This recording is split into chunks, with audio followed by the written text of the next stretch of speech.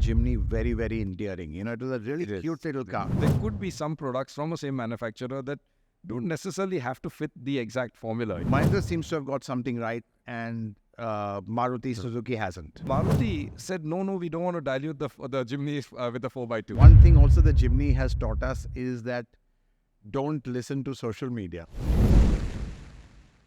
Hello and welcome to Deep Drive, our weekly podcast on all things automotive, brought to you by Kotak Mahindra Prime.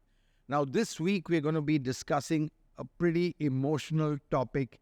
It is about the Maruti Jimny and specifically why it's struggling in the market. And I have, as always, Sergius Barretto, our managing editor, to talk to me about this. Sergius, Maruti sales have just fallen off a cliff. I mean, they were doing about 3,000 first couple of months, I think 3,700 in July, August, something like that, and then steadily coming down despite the discounts, and now down to low three-digit numbers. I mean, did you expect it to tank so badly? Not so badly. To be frank, I did expect it to struggle a bit, but yeah, not so badly. I mean, it like you said, 3,000, 2,000, 1,000. Now it's just within the year. And we had a reference point of the Thar. I mean, look at the number the Thar is doing, whatever, 5,000-6,000. It's not even doing a tenth of that. Even if it was doing half of that consistently, one would have imagined, that there is a market or an appetite for lifestyle, hardcore 4x4 SUVs, which both the Thar and Jimny are. But clearly, Mahindra seems to have got something right, and Maruti Suzuki hasn't. True. No, absolutely, Hormazd. I think, and I wrote, actually, I think 2 columns about this. One exactly. Yeah, one before the launch, one after the launch. And I think the reason why Mahindra got this right is one word: fun. They understood that when you're building a vehicle like this, niche, off-center, you can't lose sight of fun. But but in many ways, I would wonder. I think the Jimny is also fun. I mean, in the sense, it's a cheeky little vehicle. I mean, we've had a lot of fun with it. It's great fun off-road. True. And it's not too bad in the city. The ride is fantastic for a body on frame. Much better than the Thar. Do you think it was fun, or do you think it's something more emotional, that like fundamentally road presence and power? No, absolutely. So power, exactly. I'm putting that down to fun. So like you said, it's fun off-road.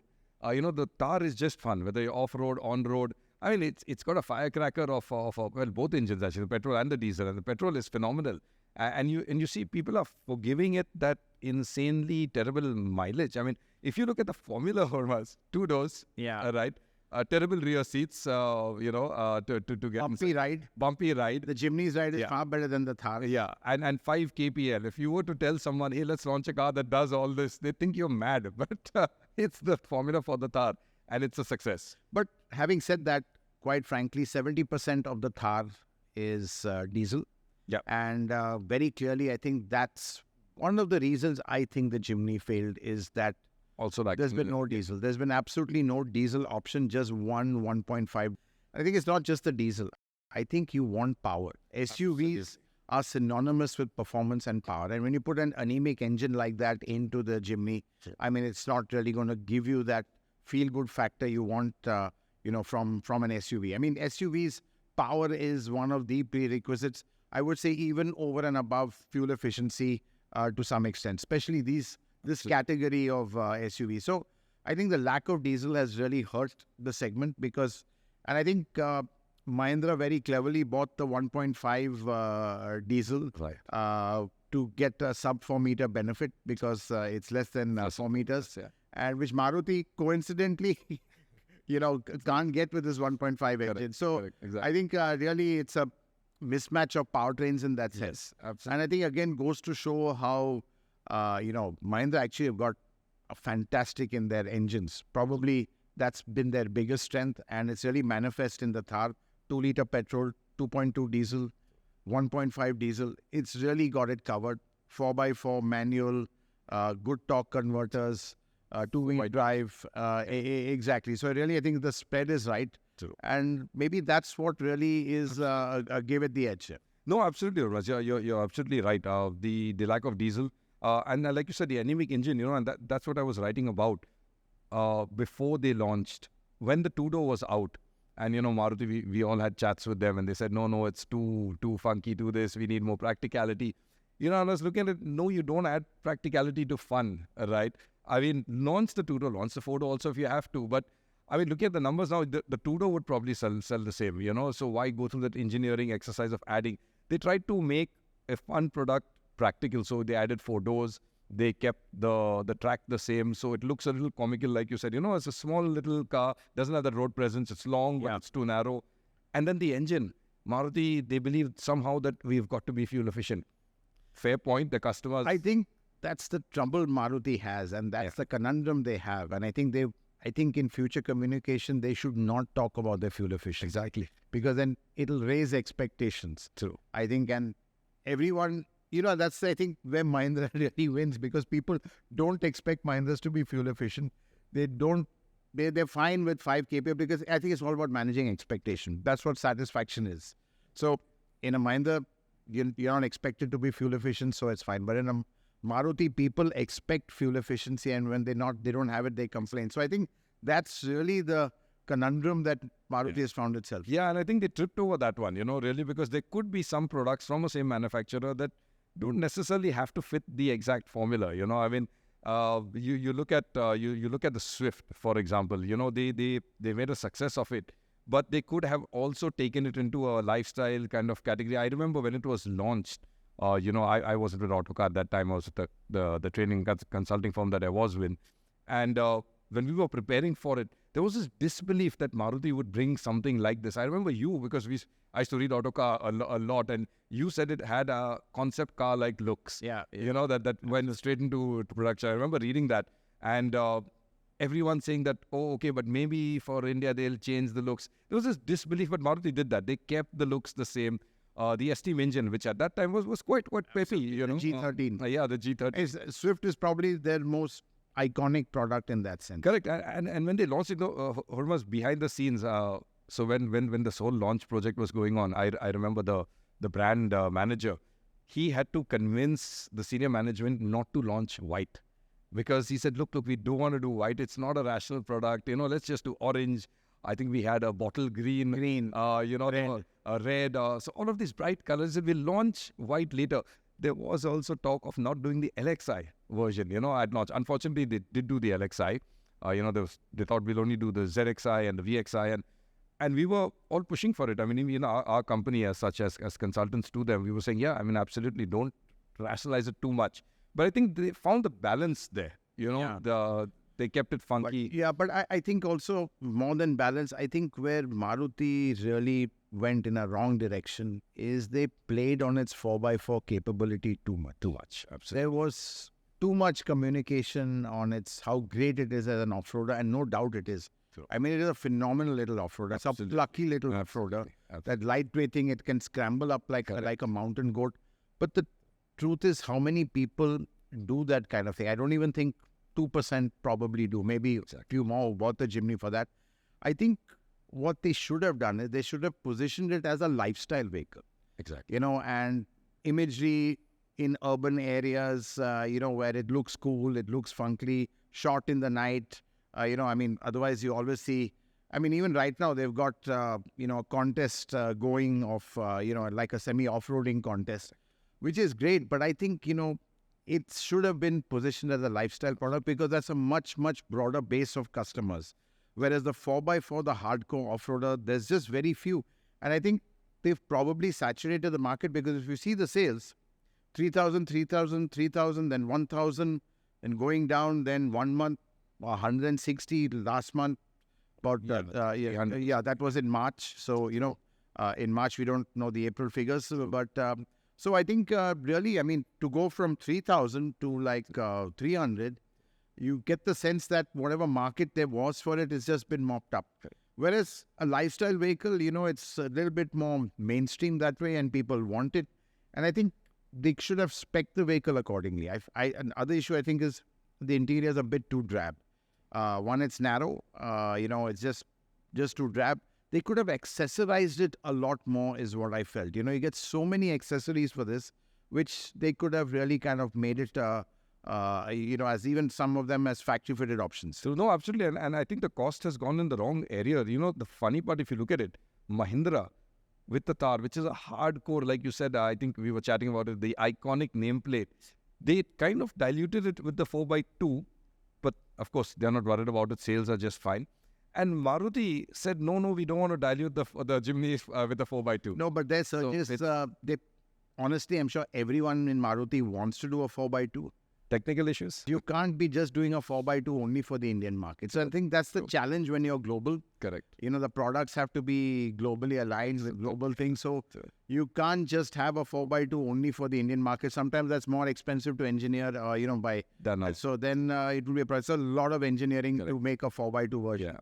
So definitely, I know a lot of the marketing guys have been telling Suzuki, give us a 4x2 version at a lower price. It's still got, but I think it can't be done. So it's coming as a hard off-roader, and to have it 100% variants with all the 4x4 hardware, great. But not everyone appreciates it, and not everyone, and fewer people want to spend that extra lakh or two for it. And again, the other thing is the discounting, which has hit the resale, which again has an impact on demand. I think in November, was it that they... late last year on the festive season was over 2 lakh. The discounts that you could get on the Jimny, there was a special edition model with a lot of sort of free accessories or a heavily accessorized version.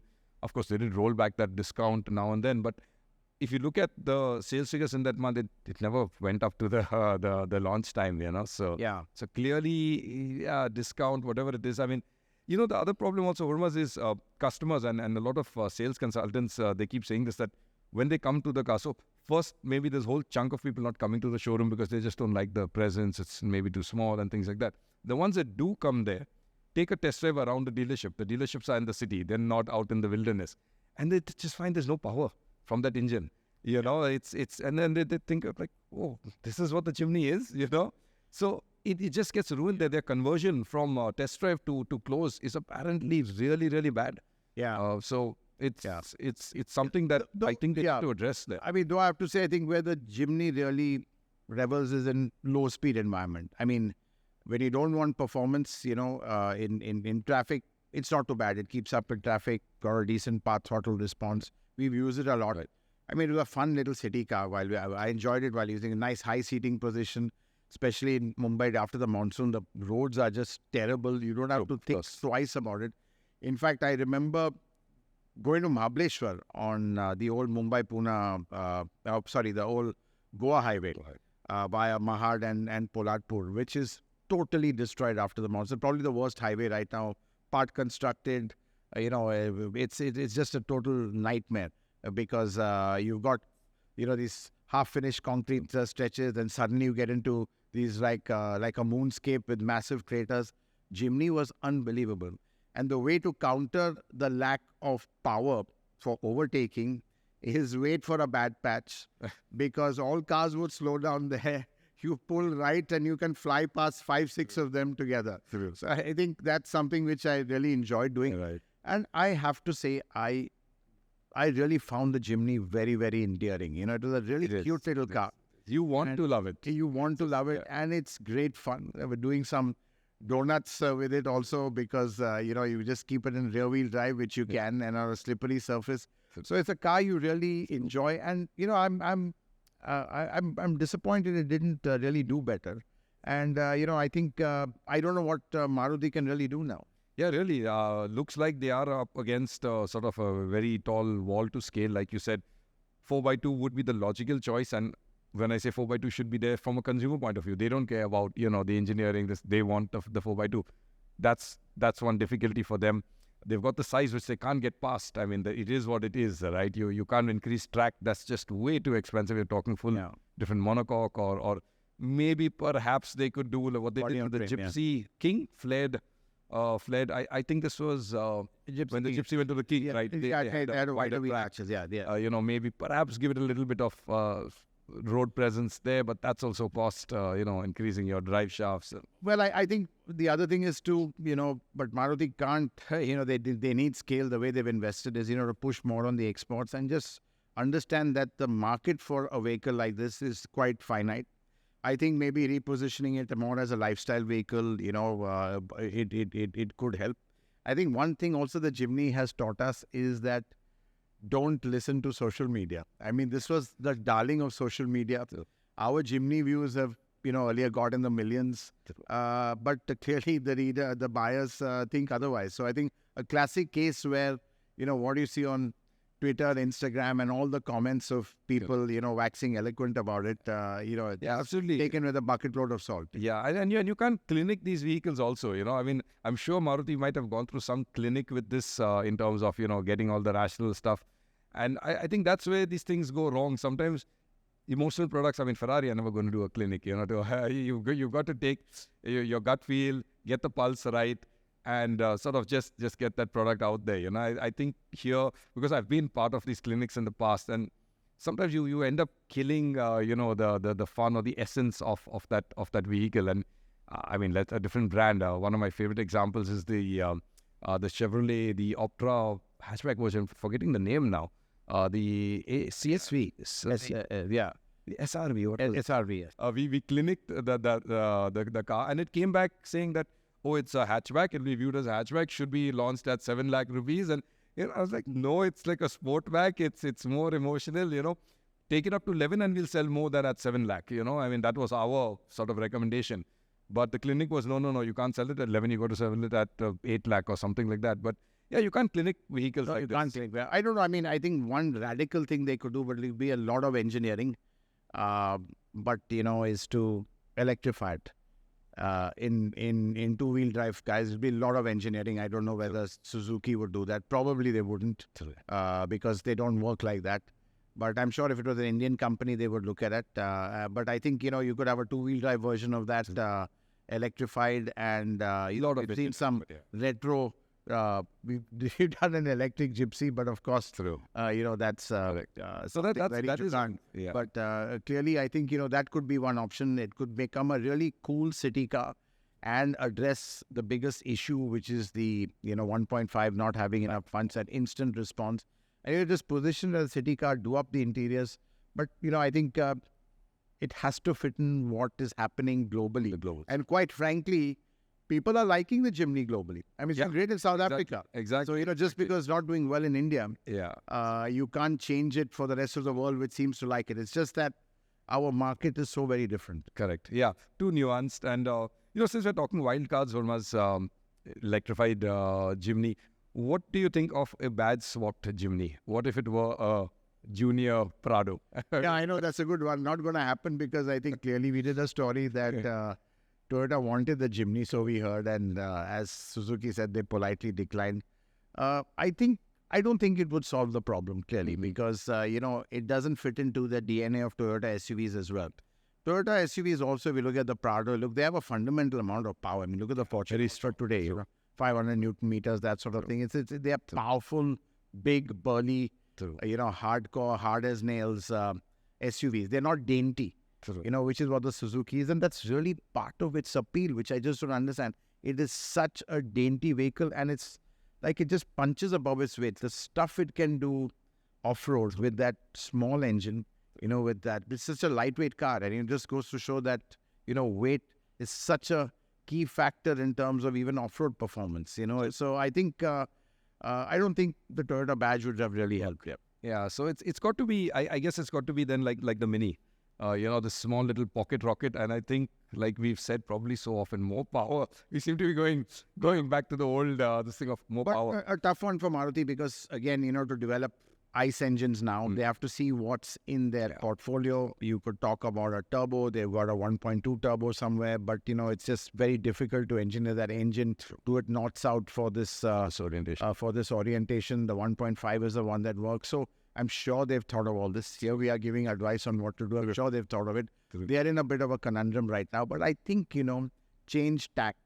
It's gone too much on 4x4, too much on that hardcore capability, which really, I think, looks great in terms of imagery. But, I think for the broader public, making it more lifestyle, making it more upmarket, making it more appealing, I think would be the way to go, because it's really not very cheap as well. Yeah. So and that's easily done also. It's not hardcore engineering. it's more marketing driven. What you're suggesting, and you're right. I mean, it's just a repositioning as a lifestyle vehicle could probably be the answer for. Yeah. I mean, I don't know how high it would go, but at least pulling it out of this little slump that it's in. Yeah, that's right. Well, we just hope that, Maruti Suzuki gets the numbers going, because we've loved the Jimny. We've enjoyed driving it. We've had some great times with it. We knew it does have some serious flaws, notably the engine, the interior, that sort of thing. But despite that, we are, disheartened as well that it's not doing so well. I mean, this is a car which everyone on social media loves. Probably these are guys who don't buy the cars, but it's just one of those cars that could be iconic. And, one can just hope that Maruti manages to fix this problem. Well, that's it from us this week on Deep Drive. Do join us again next Saturday at 11 a.m. sharp.